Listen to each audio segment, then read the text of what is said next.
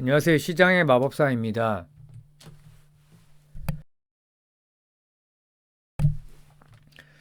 노보노 디스크인데요. 음, 일라이 랠리에 비해서 사실 부족하죠, 많이. 주가가 이제 시총 차이도 엄청나게 나고 있는데, 근데 이제 노보노의 매력은 즉 가치주 영역까지 왔다는 겁니다. 그래서 어, 일라이 랠리는 실적도 좋고 장기 전망도 사실 좋아요. 제 생각도 그렇고 애널리스트도 그렇게 보고 있고요. 경구약 이제 곧 출시가 되는데 이게 이제 이걸로 이미 주가가 올랐을 정도로 호평을 받고 있고 그 사업 포트폴리오도 안정적이에요. 그 비만 치료제에 이렇게 몰빵이 돼 있는 게 아니라 여러 이제 사업군에 걸쳐 있어 갖고 근데 이제 노보노는 그 고점 대비해서 거의 마이너스 70%까지 떨어졌단 말이에요. 근데 어저께 이제 강하게 반등을 했죠. 어제 제약바이오가 많이 올랐는데 노보노는 동참을 못하다가 이제 너무 싼 거죠. 이제 과도한 하락이 뭐 때문이냐 이제 공매도 때문인 거죠. 공매도는 물론 이제 펀드멘탈이 약하니까 공매도를 치는 건데 그래도 너무 내려갔다는 거죠. 시총이 마이너스 고점 대비해서 마이너스 70%니까 그래서 뭐 예를 들면은 지금 사서 마이너스 50% 가격에 판다든지 아니면 마이너스 30% 고점 대비 마이너스 30%까지 갈 것 같다 그러면 이제 이 가격에 판다든지 그러니까 펀더멘탈 대비해서 너무 많이 떨어졌다 이제 이렇게 판단이 된다면 근데 저는 이제 그렇게 생각을 하고 있고 그래서 예상 배당 수익률이 4.2%. 근데 메세라 인수를 포기했는데 인수한다고 그랬을 때 더 떨어졌는데 그럼 포기하면 올라야 되는데 너무 찍혀서 못 올랐던 거죠. 그러다 이제 어저께 급등을 했고요.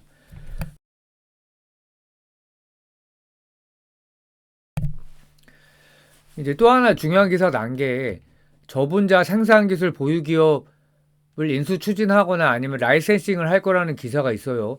근데 왜 저분자 화합물 기업인가? 수익성인 비용 구조 측면에서 현재 이 펩타이드 주사용 GLP-1은 제조 공정이 복잡하고 비용이 높단 말이에요.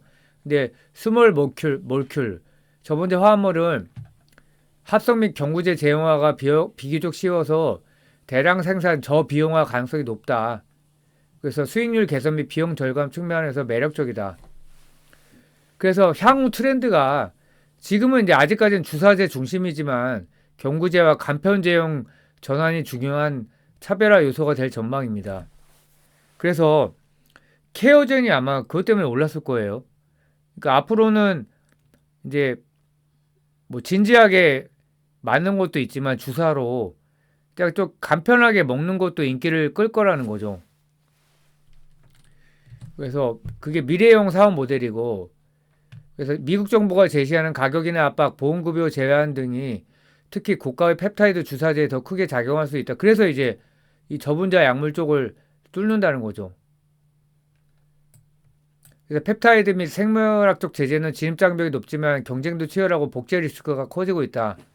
근데 이제 저분자 분야는 아직 상대적으로 덜 치열하고 새로운 작용 기전 경구제 방식으로 혁신성이 크다.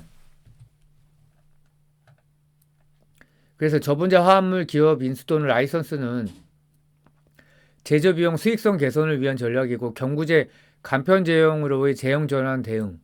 이게 이제 미래의 트렌드라는 거죠. 일라이릴리가 이제 경구제에서 앞서고 있고 고가 주사제 중심 시장에서 가격 정책 리스크 회피, 미래 파이프라인 확보 및 경쟁 우위 확보.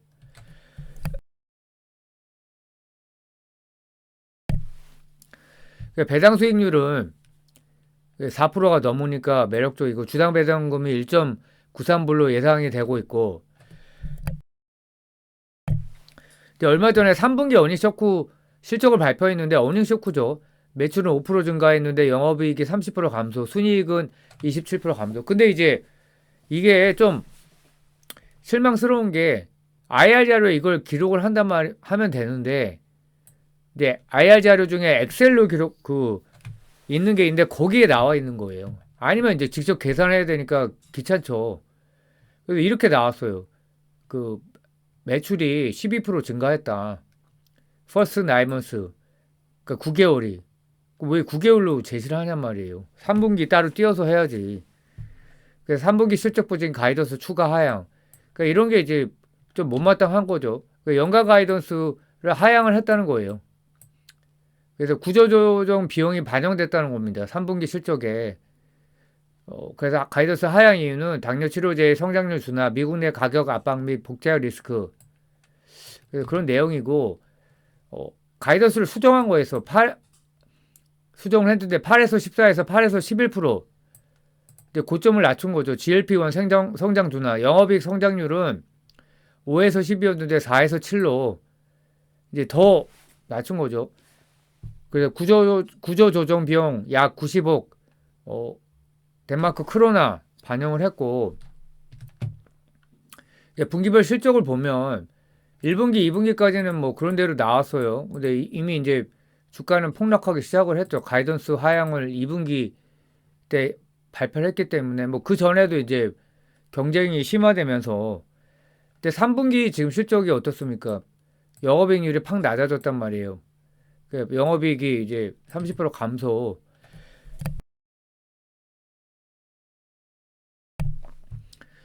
그래서 올해 9개월을 보면 이제 매출은 12%, 이제 환율 효과 제외하면은 15%좀 약간 과거에 비해서 이제 성장률이 떨어진 거고요. 영업이익은 5%, 환율 감안하면 10%, 그러니까 저성장이 된 거죠. 근데 이제 일회성 비용이 이제 90억 덴마크 크로너가 들어가서 이게 이제 없었다면 영업이익은 15%, 이제 환율 제외하면 CER 기준으로 21%. 그래서 뭐 어닝 쇼크 수준이지만 이걸 딱 봤을 때 구조조정 비용을 제외하고 봤을 때는 이제 좀 반등할 때도 되지 않나. 그냥 감으로 봤을 때 반토막 정도까지는 주가에 아직도 마이너스 한 65% 정도 되거든요. 고점 대비해서.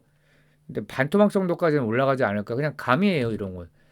그래서 그런 이제 플레이를 할 수 있는 거죠. 미국이 뭐 증가했고 뭐 이런 건데,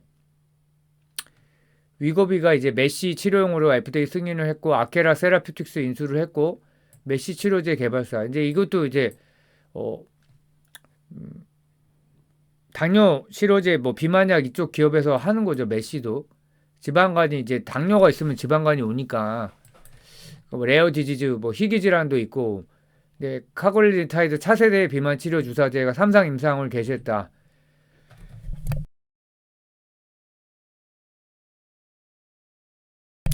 근데 또 하나 리스크가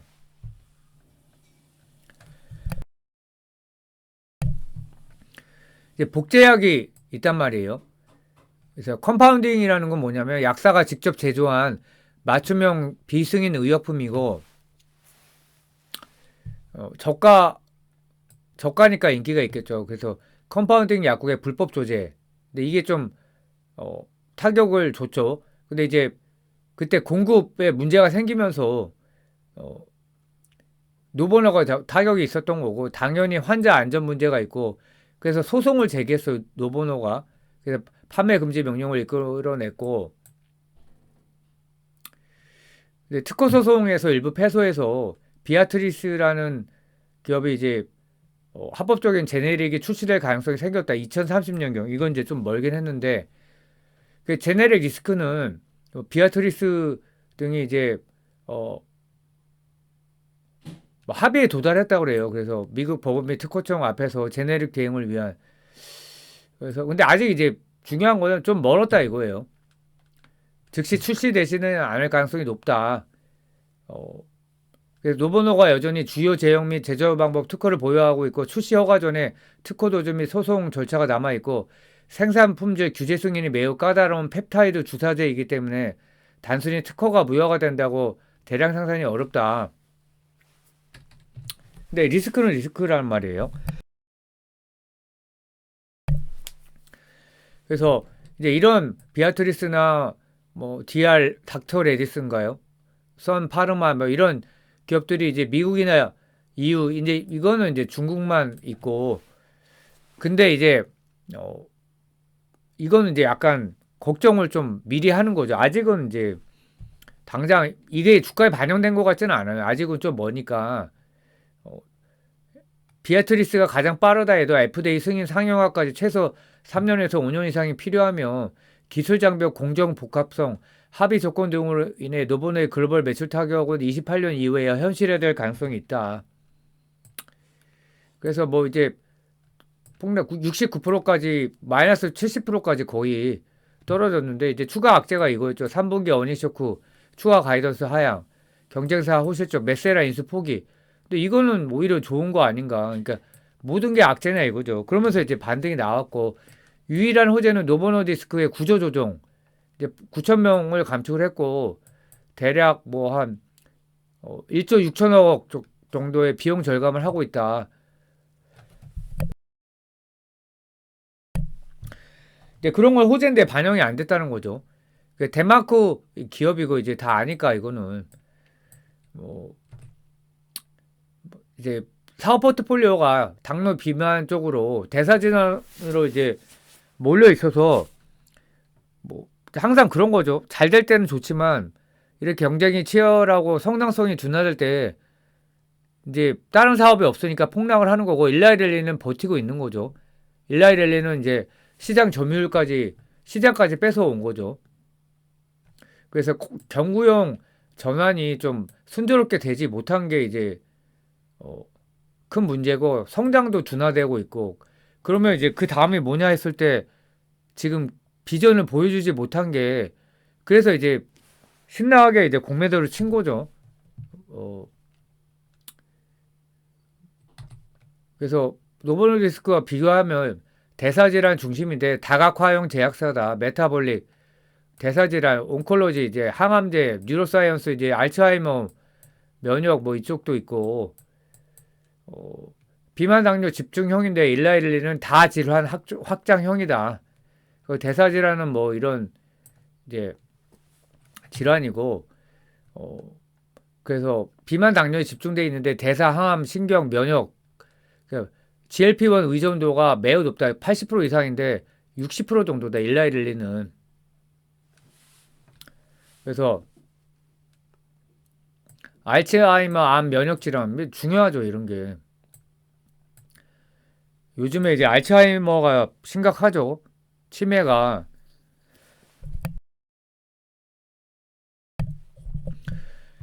그러니까 빨리 이제 개발이 됐으면 좋겠는데 뭐 이게 만만치 않으니까 좀 가슴이 아프죠. 이런 거. GLP-1은 이제 뭐 혈당, 체중을 동시에 조절하는 호르몬 기반 약물군이고 그러니까 위고비 오젬픽은 보면 둘 다 이제 세마글루타이드 계열이고 비만 치료제고 위고비 이제 한국에 들어왔다고 그러죠. 이거는 당뇨병 치료제고 뭐 이렇게 이제 있고 같은 성분이지만 목적 용량 허가 범위가 다르고 이제 그런 거고 다 아시죠. 당화혈 색소는 지난 2, 3개월 동안 평균 혈당이 얼마나 높았는지를 보여주는 지표다. 혈당 관리 상태를 장기적으로 평가하는 핵심 지표다. MAC는 심장혈관에 실제로 사고가 줄어드는지를 보는 임상 지표다. 사망, 심근경색, 뇌졸중 후덜덜하죠 이거. 그래서 GLP-1 계열 약물은 이 MAC를 줄인 몇 안 되는 대사질환 치료제이다. 그러니까 이런 식으로 이제 확장이 된다는 거죠. 경구약을 보면은 리벨서스와 오르포골리프론.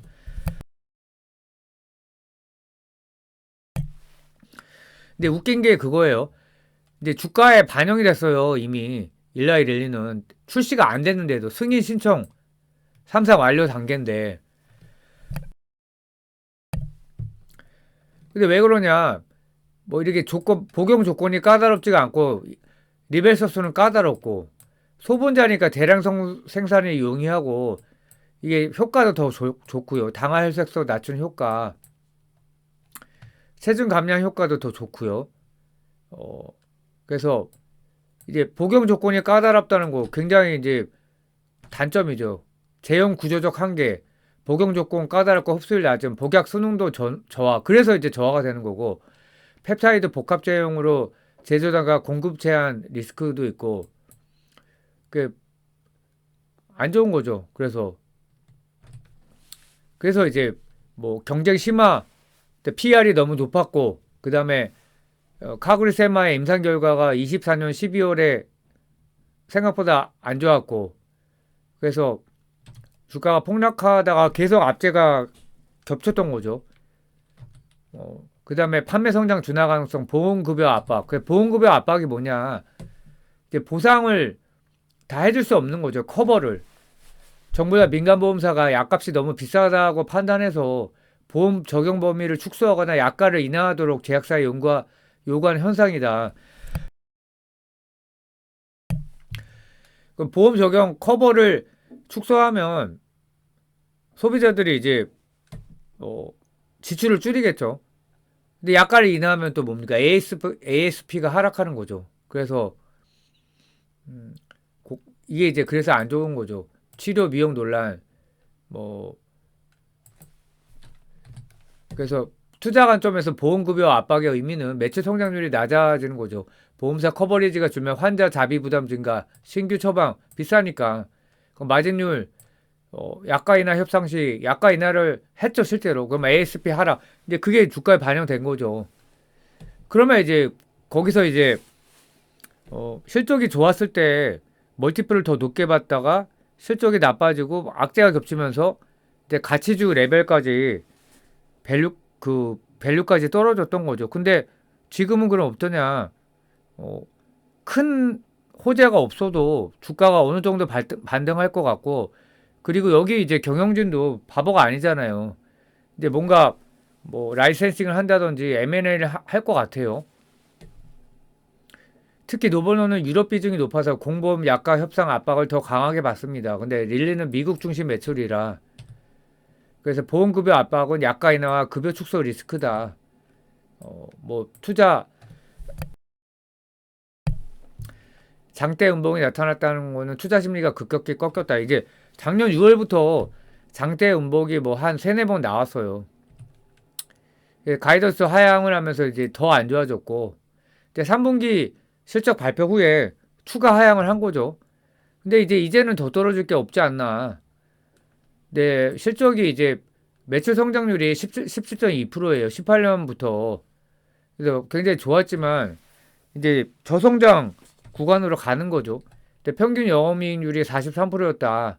근데 이제 3분기는 안 좋았죠. 이제 다 이게 나빠지는 거고 이제 2분기까지 이랬다는 거예요. 이제 저번에 작성한 건데 그래서 근데 오늘 이제 제가 뭐 갑자기 생각이 든 건데 뭐 AI가 이제 계속 간다고 하지만 언제 또 무너질지 모른다는 거죠. 크게 꺾였다 이제 갈 수도 있다는 겁니다. 뭐 아무도 모르죠.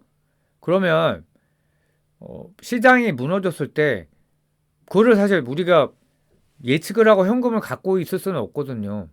뭐 갖고 있어도 되지만 그러면 이제 계속 버블로 갔을 때는 이제 손만 빨고 있는 거죠.